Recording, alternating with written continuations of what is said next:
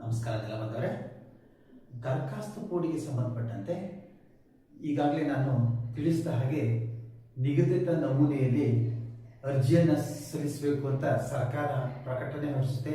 ಅದರ ಪ್ರಕಾರ ನೆಲಬಾಂಧವರು ಅರ್ಜಿಯನ್ನು ತಾಲೂಕು ಕಚೇರಿಗೆ ಸಲ್ಲಿಸ್ತಾರೆ. ಇದರೊಂದಿಗೆ ಸಂಬಂಧಪಟ್ಟ ದಾಖಲೆಗಳನ್ನು ಸಹ ಸಲ್ಲಿಸ್ತಾರೆ. ಈ ಮಧ್ಯೆ ಸರ್ಕಾರ ಮತ್ತು ದರಖಾಸ್ತು ಕಮಿಟಿನ ರಚನೆ ಮಾಡುತ್ತೆ. ಇದರ ಅಧ್ಯಕ್ಷರಾಗಿ ಸ್ಥಳೀಯ ಶಾಸಕರು ಇರ್ತಾರೆ.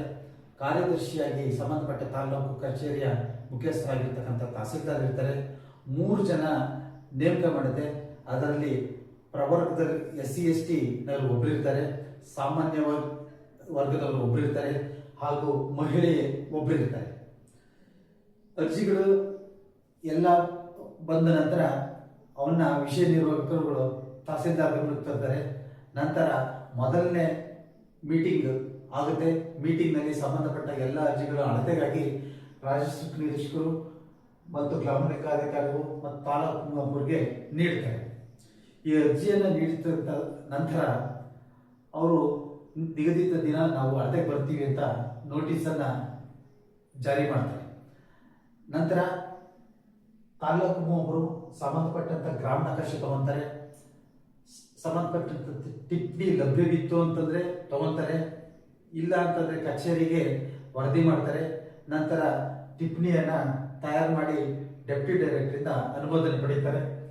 ನಂತರ ಶಂಕುನ ಮತ್ತು ಸರಪಳಿಯನ್ನ ಮಳೆಗಳನ್ನ ತಗೊಂತಾರೆ. ಸರಪಳಿ ನಿಗದಿತ ಅಳತೆ ಅಂದ್ರೆ 10 ಮೀಟರ್ ಇದೆಯನ್ನ ಚೆಕ್ ಮಾಡ್ಕೊಂತಾರೆ. ಸೊ ನಂತರ ಈ 3 ಜನ ಸ್ಥಳಕ್ಕೆ ಹೋಗ್ತಾರೆ. ಸ್ಥಳಕ್ಕೆ ಹೋಗಿ ಮೊದಲಿಗೆ ತಾಲೂಕು ಒಬ್ಬರು ಆ ಸರ್ವೆ ನಂಬರ್ನ ಬೌಂಡ್ರಿನ ಮೊದಲು ಗುರುತು ಮಾಡ್ಕೊಂತಾರೆ. ಗುರುತು ಮಾಡ್ಕೊಂಡ ತಕ್ಷಣ ನಿಗದಿತ ನಮೂನೆಯಲ್ಲಿ ಅರ್ಜಿ ಸಲ್ಲಿಸತಕ್ಕಂಥ ಫಾರ್ಮ್ಗಳನ್ನು ಸಹ ತಗೊಂಡೋಗಿರ್ತಾರೆ. ಸಂಬಂಧಪಟ್ಟಂತ ಹಿಡುವಳಿದಾರನ ತಮ್ಮ ಸ್ವಾಧೀನ ಅನುಭವದಲ್ಲಿ ಅಥವಾ ಸಾಗುವಳಿ ಮಾಡ್ತಿರ್ತಕ್ಕಂಥ ಪ್ರದೇಶವನ್ನ ತೋರಿಸ್ಲಿಕ್ಕೆ ತಿಳಿಸ್ತಾರೆ. ಅದರಂತೆ ಅವ್ರು ತೋರಿಸ್ತಾರೆ. ಇದಕ್ಕೆ ಸಂಬಂಧಪಟ್ಟಂತೆ ಅಳತೆ ತಗೊಂತಾರೆ.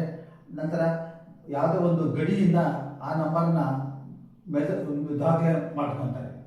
ಅದೇ ರೀತಿ ಮತ್ತೊಬ್ಬ ಸಾಗುವಳಿದಾರನ ಭೂಮಿಯನ್ನು ಅಳತೆ ಮಾಡ್ಕೊಂತಾರೆ. ಅದೇ ರೀತಿ ಗಡಿಯಿಂದ ಒಂದು ಅಳತೆಯನ್ನು ತಗೊಂತಾರೆ.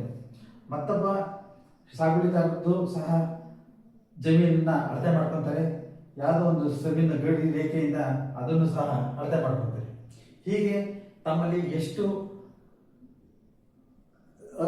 ಅರ್ಜಿಗಳು ನಿಗದಿತ ಸರ್ವೆ ನಂಬರ್ ಬಂದಿರುತ್ತೋ ಎಲ್ಲ ಜಮೀನುಗಳಿಗೆ ಅಳತೆ ಮಾಡಿಬಿಟ್ಟು ಸಂಬಂಧಪಟ್ಟ ನಕ್ಷೆ ತಯಾರಿಸೋದಕ್ಕೋಸ್ಕರ ಕಚೇರಿಗೆ ಬರ್ತಾರೆ. ಕಚೇರಿಗೆ ಬಂದು ಕಂದಾಯ ನಕ್ಷೆಯನ್ನ ತಯಾರು ಮಾಡ್ತಾರೆ. ಕಂದಾಯ ನಕ್ಷೆನ ಹೇಗೆ ತಯಾರು ಮಾಡ್ತಾರೆ ಅನ್ನೋದನ್ನ ನಾನು ನಾಳೆ ಸಂಚಿಕೆಯಲ್ಲಿ ತಿಳಿಸ್ಕೊಡ್ತೀನಿ. ನೆಲಮಾಪನಕ್ಕೆ ಸಂಬಂಧಪಟ್ಟಂತ ಎಲ್ಲ ವಿಡಿಯೋಗಳು ಯೂಟ್ಯೂಬ್, ಫೇಸ್ಬುಕ್ ಹಾಗೂ ಥ್ರೆಡ್ಸ್ನಲ್ಲಿ ಲಭ್ಯವಿದ್ದು ತಾವು ನೆಲಮಾಪನ ಎಂದು ಸಬ್ಸ್ಕ್ರೈಬ್ ಆಗಿ ವೀಕ್ಷಿಸಬಹುದಾಗಿದೆ. ನಮಸ್ಕಾರ.